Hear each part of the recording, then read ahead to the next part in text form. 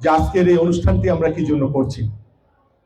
আমাদের যে বর্তমান যে প্রধানমন্ত্রী আছেন, মাননীয় প্রধানমন্ত্রী জনাব তারেক রহমান, উনি দেশের প্রধানমন্ত্রী হওয়ার পরে সর্বপ্রথম আমাদের এই দেশটিকে একটি সুন্দর পরিচ্ছন্ন দেশ হিসেবে গড়ে তোলার জন্য চিন্তা করছেন।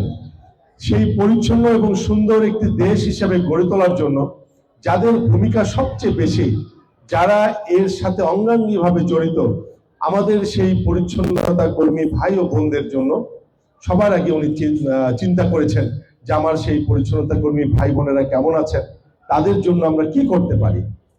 আপনারা জানেন যে আমাদের আসলে অনেক কিছু ইচ্ছা করে, আমাদের কাছে মানুষের প্রত্যাশা অনেক, কিন্তু আমাদের সম্পদ সীমিত। আপনারা যারা এখানে পরিচ্ছন্নতা কর্মী ভাই বোনেরা উপস্থিত হয়েছেন, আপনাদের প্রত্যেকেরই তো সংসার আছে। আপনারা সেই সংসারের কেউ বাবা কেউ মা, তো সেই সংসারে আপনাদের হয়তো আপনাদেরও বাবা মা আছে, আপনাদেরও সন্তানরা আছে। আপনারা হয়তো সেই দিন শেষে আপনারা অনেক কষ্ট করে আপনাদের মাসে হয়তো বেতন আপনারা সামান্য কিছু পান। সেই বেতনের অতিরিক্ত যদি কোনো চাহিদা আপনার সন্তানরা যদি আপনার কাছে করে যে মা বা বাবা আমাকে এই শার্টটি কিনে দাও বা আমাকে এই খাবারটি কিনে দাও, সেটি যদি আপনার সাধ্যের বাইরে থাকে, আপনারা কি বাবা মা হিসেবে সন্তানের সেই আবদারটুকু মেটাতে পারবেন? কিন্তু মনে মনে কিন্তু আপনারা কষ্ট পাবেন যে আমার সন্তানটির, আমার এই প্রিয় সন্তানটির আবদার আমি মেটাতে পারলাম না। ঠিক তেমনি কিন্তু আমরা এবং আমাদের যে বর্তমান প্রধানমন্ত্রী আছেন, আমাদের অবস্থা কিন্তু একই রকম। আমাদের এই বাংলাদেশে বেশিরভাগ মানুষই দরিদ্র সীমার নিচে বসবাস করে। আমাদের সামাজিক অবস্থা দারিদ্রতার নিচে, আমাদের সম্পদ কম, কিন্তু মানুষের চাহিদা অনেক। আমরা কিন্তু চাইলেই সবকিছু করতে পারি না। আমাদের এই সীমিত, আমাদের কষ্টে বুক ফেটে যায়, কিন্তু চাইলেই কিন্তু সম্পদ যেহেতু সীমিত, চাইলেই তারপরেও এই সীমিত সম্পদ দিয়ে আমাদের মাননীয় প্রধানমন্ত্রী সর্বপ্রথম যে আপনাদের জন্য এই সামান্য ঈদ উপহারটির ব্যবস্থা করেছে। এই জন্য আপনাদেরকে বুঝতে হবে যে সীমিত সম্পদের মধ্যেও এই আপনাদের যে উপহারটি দিচ্ছেন উনি, সেই উপহারের পরিমাণ কিন্তু কম, কিন্তু আপনাদের প্রতি ভালোবাসা বা আপনাদের প্রতি যে ওনার যে চিন্তাটা, এটা কিন্তু অনেক বেশি, এটার মূল্য কিন্তু অনেক বেশি।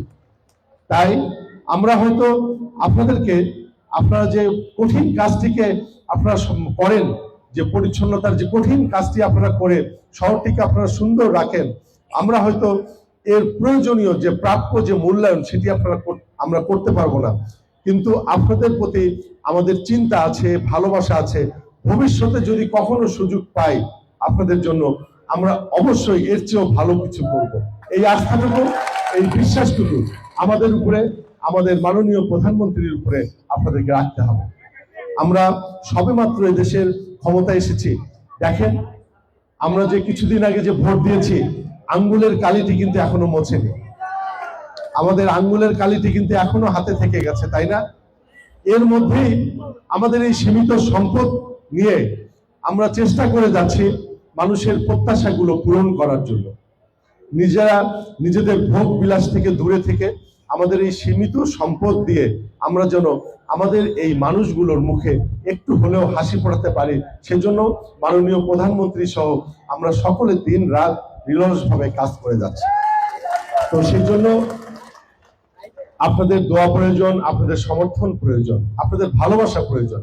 আমি রংপুর সিটি কর্পোরেশনের প্রশাসক হিসাবে আমাকে বর্তমান সরকার নিযুক্ত করেছেন।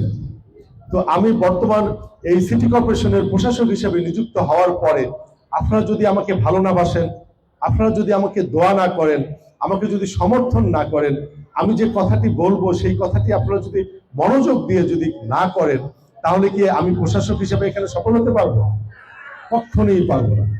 তাই আপনাদের কাছে আমার বিনীত আহ্বান থাকবে, আপনারা যদি প্রকৃত অর্থে এই রংপুর শহরটিকে ভালোবাসেন, এই সিটি কর্পোরেশনটিকে ভালোবাসেন, বা আমাদের প্রতি ন্যূনতম মমত্ববোধ যদি আপনাদের থেকে থাকে, আপনারা, আমি জানি আপনারা অনেক কষ্ট করেন, তারপরেও এই রংপুর নগরীতে প্রায় 10 লক্ষের উপরে নাগরিকের বসবাস।